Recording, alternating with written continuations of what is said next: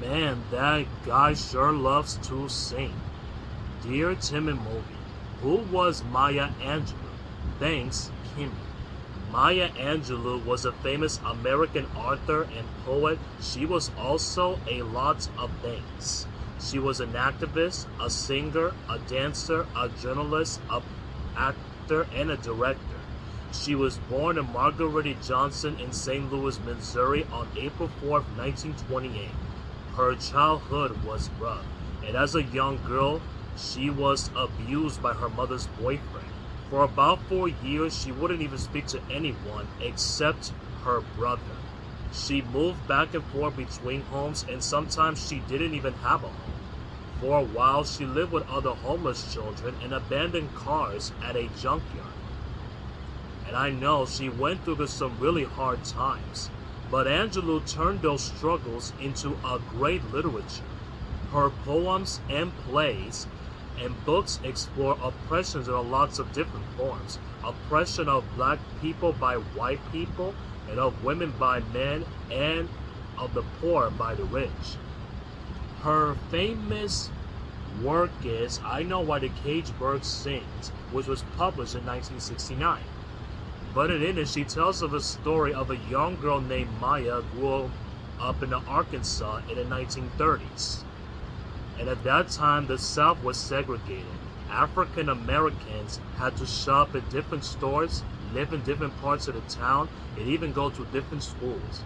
And they were treated like second-class citizens pretty much any other way. Yeah, and it's hard to believe that this wasn't even a long time ago. In the book, racism isn't Maya's only problem. She goes through some rough events, just like the author did as a child. Her mother's boyfriend abuses her, and her mother abandons her.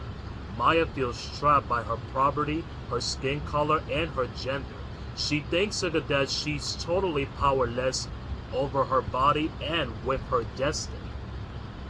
But over the course of the book, she learns to access herself to take control of her life.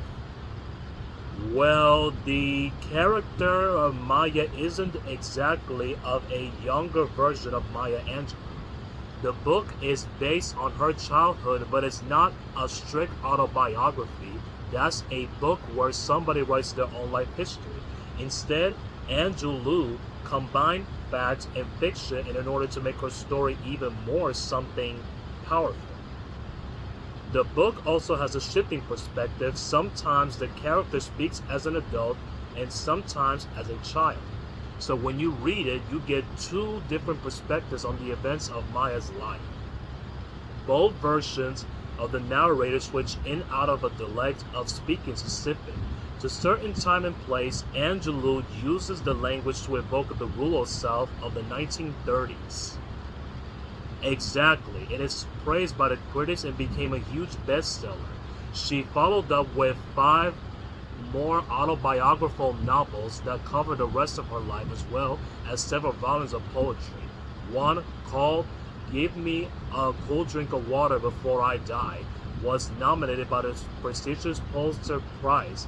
Angelou also had a career in television, writing film plays, directing films, and appearing in TV programs. She's even nominated by the Tony Emmy Awards for acting. In 1993, she read her poem on the post of mourning President Bill Clinton's inauguration. She became the first African American and the first woman to receive this honor. And in 2010, she was accepted the Medal of Freedom from Barack Hussein Obama, the country's first African American president. And even toward the end of her life, Angelou never slowed down.